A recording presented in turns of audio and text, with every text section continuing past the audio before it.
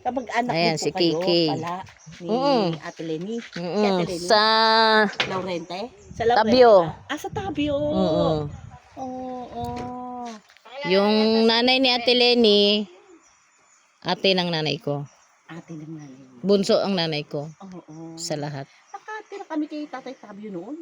Kasi ilang beses na rin kami dito pumunta. Nung dalaga pa ako, 1988 yata yun. Oo. 89. Kaila, Tatay Ricardo. Oo. At Oo. Tabio. Kuya nila, nanay. Tapos, ngayon, nung last nitong 2017, nadalaw kami kay Eunice Cabal kami. Oo. Kay Cabal kami tumira. Pero nakapunta rin kami sa dati nilang bahay. Doon sa Tinigiban. Sa Tinigiban, yung may dagat ba yan? O ilog? Dagat. Pero may nadadaanan na sapa doon. Pero Ngayon wala na. wala na. Doon kami dumadaan sa may parang Madre ba yun? O Yung daan, parang, ano yun, yun? tapos highway na pagkatapos. Ano ng pari. Oo, yung ano ng pari. Yan, ilang linggo rin kami doon. Kaya lang, nung bandang huli, kasi yung asawa ko, kaibigan si Dingdong Quintos.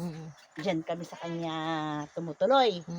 Pag wala ang asawa ko, kay ano kami tumutuloy? Kay Ate Lenny, kay ano rin namin ito si Ate Lenny. Oo. Barkada. Ganyan. So kamag-anak ka ni Ate Lenny sa Laurente o hindi? Hindi, para best friend. Magkakapit bahay doon sa Manila. Pandakan. Sa Pandakan. Talagang maari ang maari nakilala mo sa mga kapatid ko, yung panganay namin, si Bing. Bala ba? Si Rebecca. Oo, siguro. Pero kasi limutin na rin ako eh. Pero nakilala ko yan. Ikaw hindi ko na naabutan dito, no? Kasi yung mga Tabyo malayo yun sa amin. Ano kami eh. Ano mo si ano? Naging kaibigan ko talaga. Ay, sorry. Ano ko talaga, naging kaibigan ko. Si Babe. Yung sinundan ko yun. Ha? Kapatid mo yan? Baby Rago? Oo.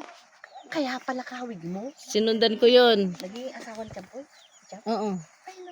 Kaya pala, alam mo, sabi ko sa dito, walang ano. pero Iniisip mo kung sino. syempre, dito ano ko na nga na si Babes. Kaya lang, syempre, iniisip ko, hindi mo kapatid. Pero ano lang, may similarity lang. Sinundan ko yun.